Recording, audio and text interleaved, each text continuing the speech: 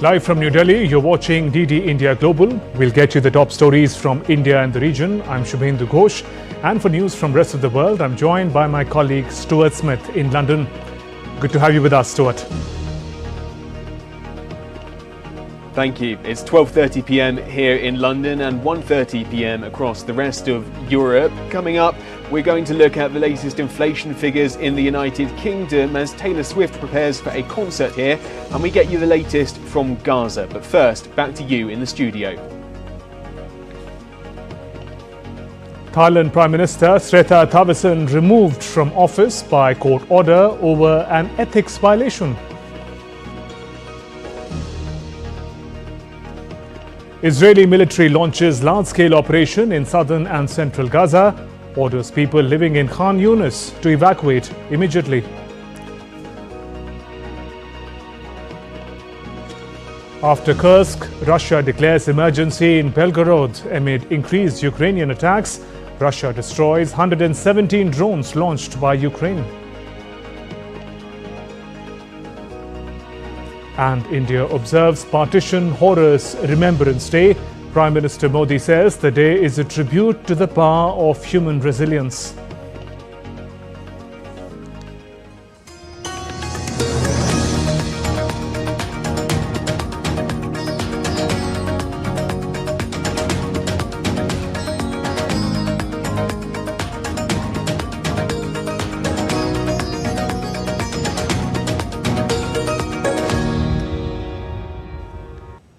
Prime Minister Srettha Thavisin of Thailand has accepted his dismissal by a constitutional court over a controversial cabinet appointment.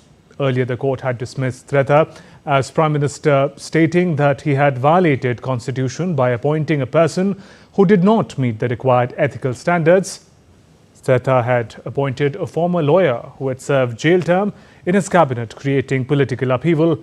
Now the parliament is scheduled to meet and vote for the new Prime Minister on Friday.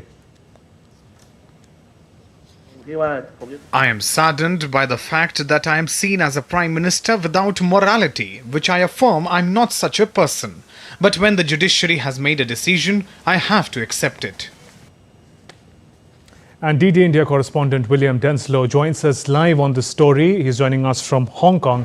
William, what details can you share with us on the circumstances of Prime Minister Thavisin's dismissal?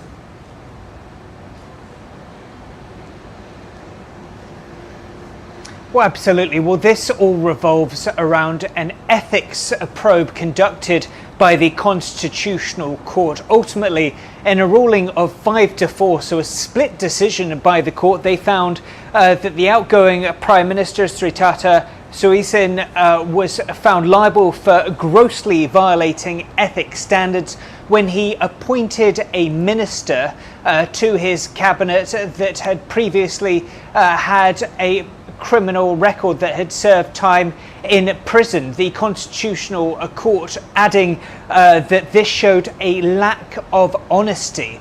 Now, we have heard a reaction from the outgoing Prime Minister, former real estate tycoon that's been in the job for less than a year. He says he is saddened by the news. He said that the minister in question was properly vetted by him and his team. He says that in his role as Prime Minister, he performed the duties with integrity and to the best of his ability. And what kind of a setback is it for the Thai government, and how easy would it be to find a replacement?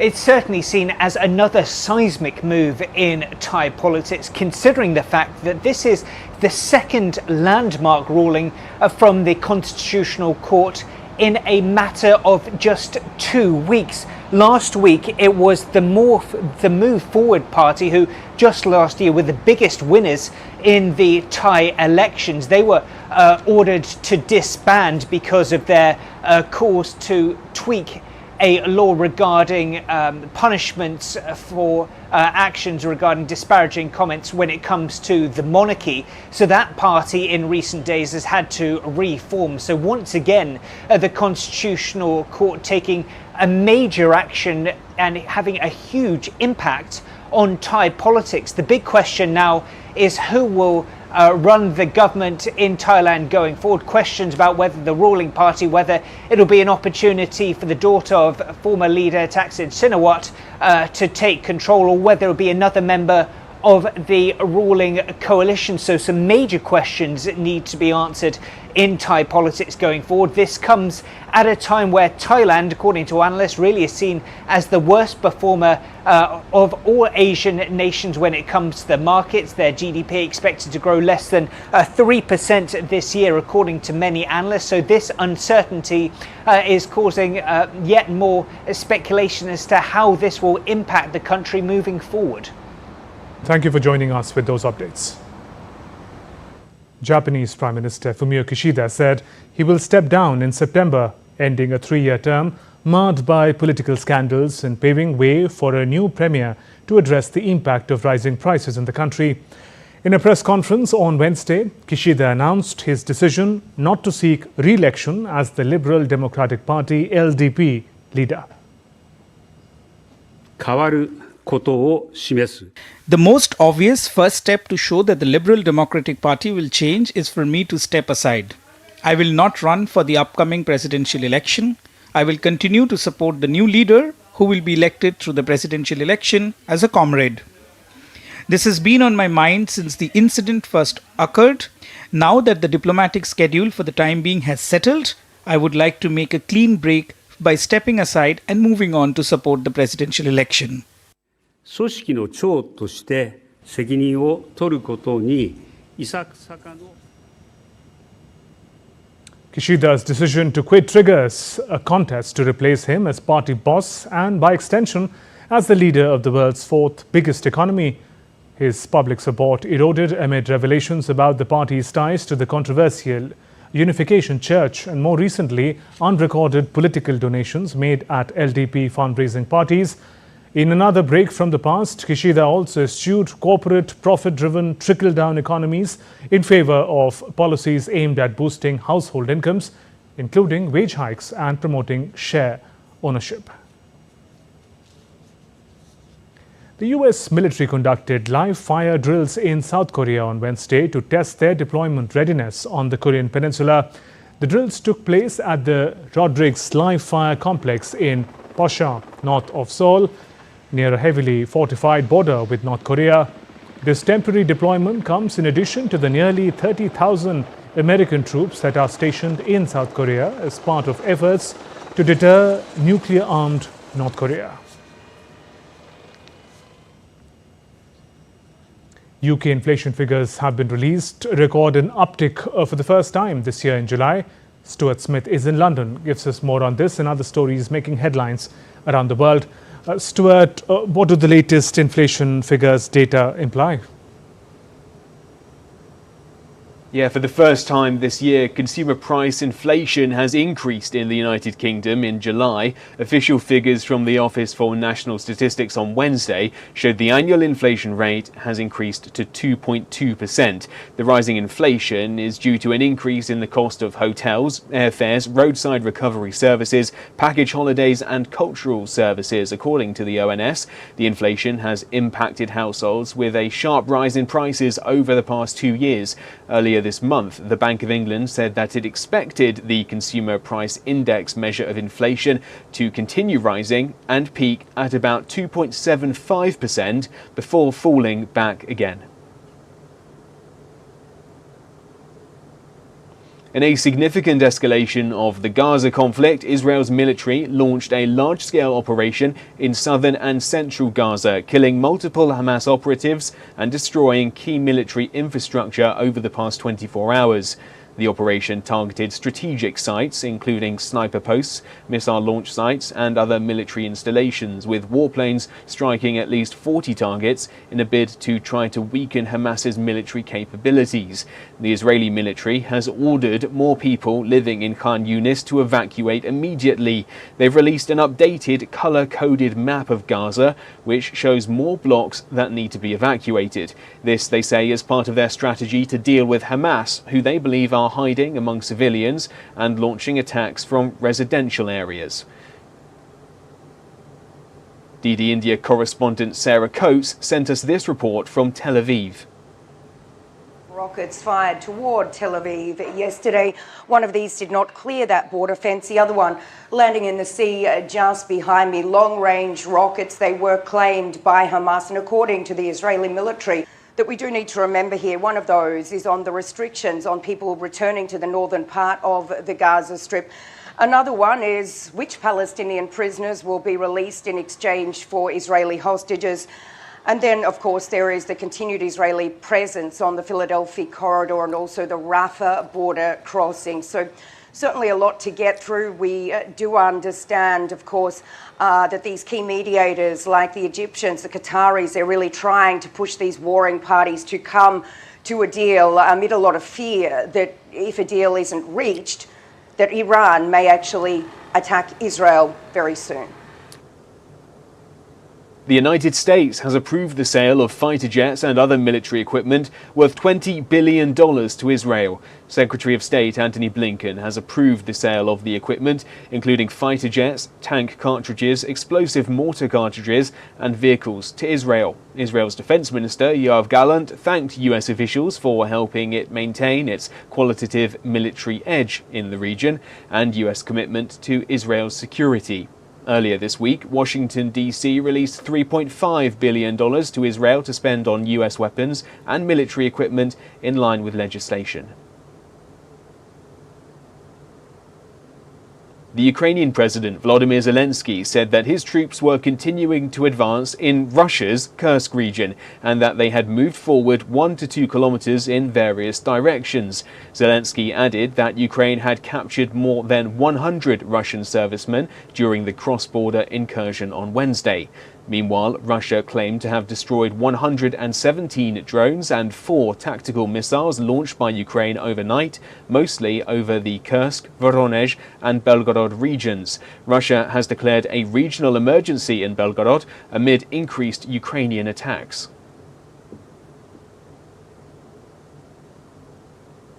After a brief hiatus due to security concerns following a foiled Islamic State-inspired attack in Vienna, Taylor Swift is set to resume her record-breaking world tour in London on Thursday.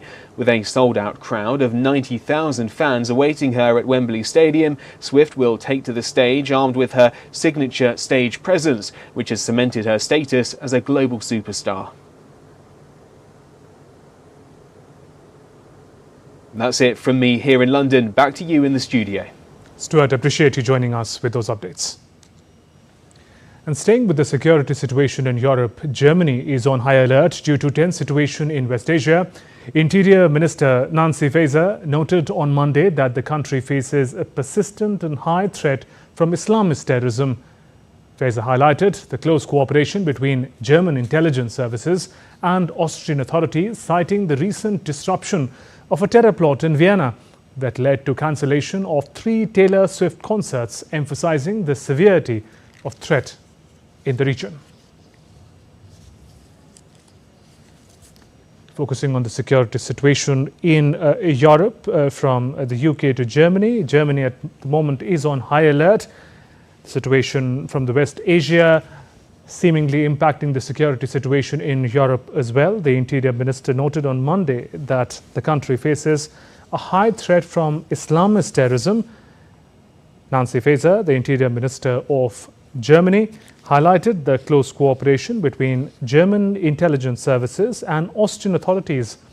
Remember, Austria was where the prominent threat of Islamist terror.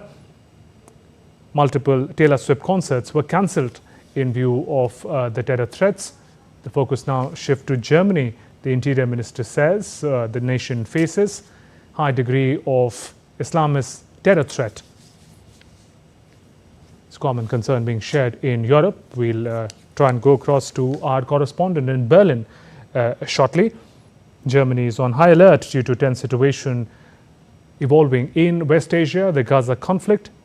The Interior Minister noted on Monday that the country faces persistent high threat from Islamist terrorism. And DW correspondent Thomas Sparrow joins us live from Berlin. Thomas, what details and response has the German government shared on this perceived terror threat? The German government has stressed that the terror threat, in particular from Islamist groups, is abstractly high. And what this essentially means is that, at least publicly, they are not following any particular concrete lead. In other words, they're looking more at trends and developments that could develop into concrete threats. At least that's what they have indicated publicly. And what they're looking at specifically is both at structures related to Islamist organizations like the so-called Islamic State, and that's why they're trying to focus on combating those structures, on fighting against propaganda that might be linked to these organizations. But the German authorities have also stressed that they're looking very closely at what happens online and how people may be radicalized online. So, if you will, it's a two-pronged policy. On the one hand, looking at those structures, looking at that propaganda, and on the other hand, obviously focusing as well on what happens online and how people get radicalized. And are there any links between these Islamist threats and the recently foiled attack that led to cancellation of Taylor Swift concerts in neighboring Austria?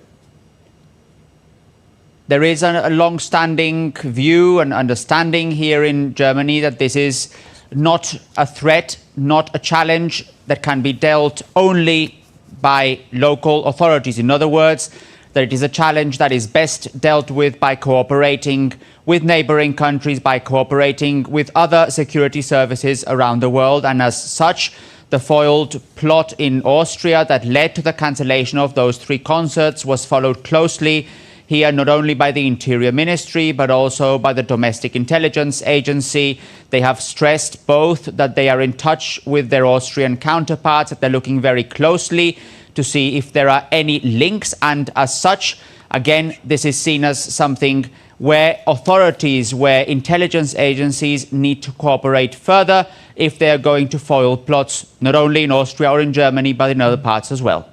Thomas, appreciate you joining us with those updates from Berlin. And still to come on DD India Global. The Auckland City Mission, a charity that provides food essentials in New Zealand, apologizes for distributing meth-laced candies. And Google unveils advanced AI-integrated smartphones.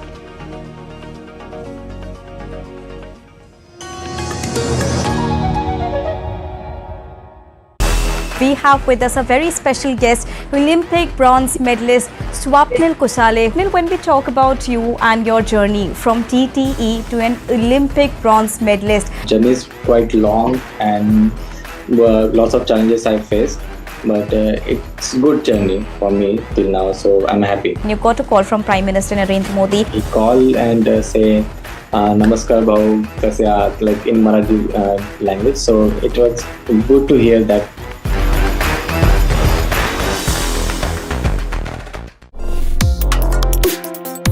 Complex issues, hidden agendas, twists and turns, strategic games. We think all dots are linked, we just need to connect them. Join me every week as I connect the dots to unravel hidden designs in statecraft, mysteries and decode issues that matter to you. Watch Connecting the Dots with me at these times on DD India.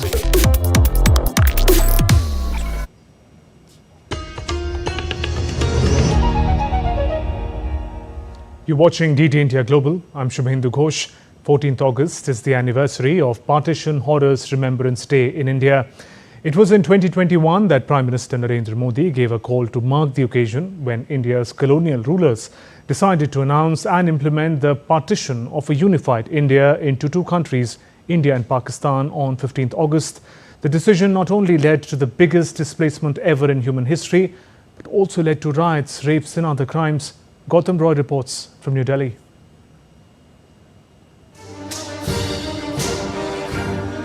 The 14th of August 1947, a date recorded in the pages of history in infamy as it crossed all limits of inhumanity, cruelty and barbarism. The partition of a unified India into 2 independent nations of Bharat and Pakistan remains a painful scar of its colonial past. Official records say communal clashes during the throes of partition claimed over 1 million lives. 55,000 Hindu and Sikh women were either abducted or raped. The tussle between Muhammad Ali Jinnah and the Congress party leadership at that time led to the partition of India. It's one of the biggest tragedies in written history. There were countless murders of innocents who were not at fault at all. 4 people sat around a table and decided their fate without their having any say in it. This was not displacement, it was a massacre. Only the lucky survived, but even after having survived, they lost their parents, brothers, sisters, everything. They were left alone in this world. This cannot be termed displacement at all. India's Prime Minister Narendra Modi gave a call in 2021 to mark Partition Horrors Remembrance Day on the 14th of August to pay tribute to all those who lost their lives and were displaced from their roots due to India's partition. The aim was to make the current and future generations more aware of the painful memories associated with the partition. अब से हर वर्ष 14 अगस्त को विभाजन विभीषिका स्मृति दिवस के रूप में याद किया जाएगा।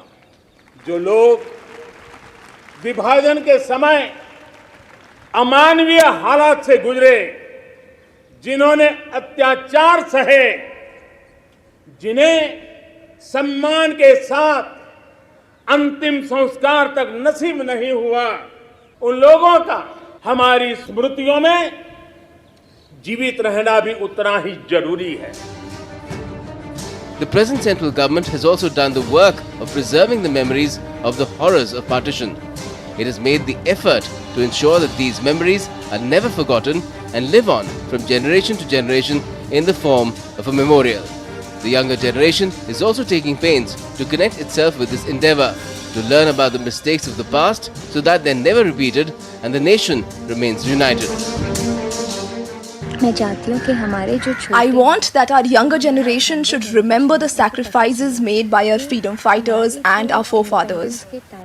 There are things here which we hadn't read about in our textbooks. Everything is explained and depicted very vividly, and it tells us all about the painful experiences people went through in that phase. The partition led to the largest displacement in human history in the world, impacting over 20 million people. People had to leave their ancestral homes and other assets behind. Millions crossed borders to settle down as refugees and rebuild their lives from scratch. The wounds of the cleaving of the nation are still fresh in the minds of many such sufferers. Whenever I recall what happened at that time, I get goosebumps. My head starts to spin and my eyes well up with tears. Along with the nation's independence came the pain of partition. But the way it unfolded, the kind of circumstances it created, cannot be recounted. The pain of the nation's partition can never be forgotten. While celebrating its independence, a grateful nation also pays homage to those sons and daughters of the motherland who lost their lives in the frenzy of retribution following the partition. Gautam Roy, DD India. Let's now turn to other stories making news around the world. An investigation is underway in New Zealand over distribution of meth-laced candies.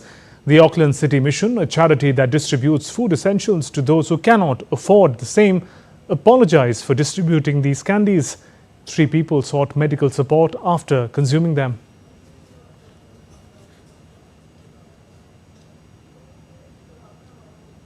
Alphabet's Google unveiled new Pixel smartphones with deeper integrations of its artificial intelligence technology. Newer integrations include a Pixel-only feature that allows users to search for information stored in screenshots. A captivating time-lapse video captured by a flight engineer on International Space Station shows beautiful views of the moon setting among vibrant red and green auroras. This was followed by a mesmerizing sunrise and illuminated the spacecraft docked near the space station. Germany's stolen Dresden collection is back and open for visitors 5 years after being stolen in a museum heist. The pieces of collection were stolen in 2019 with more than 4,300 diamonds for an estimated value of over $124 million. The collection was assembled in the 18th century by Augustus the Strong, Elector of Saxony and the later King of Poland. It was wheeled off to Soviet Union during the Second World War, but returned to Dresden in 1958. That's all for this edition of DD India Global. Let us know your thoughts on the news of the day. For those on the go, you can get all the latest news and updates from India and across the world on DD India mobile app. This app is available on both Android and iOS platforms. Scan this QR code on your screens to download now. We'll be back with more news as it breaks here on DD India. I'm Shubhendu Ghosh from all of us here in Delhi. Thanks for watching DD India Global. Namaskar.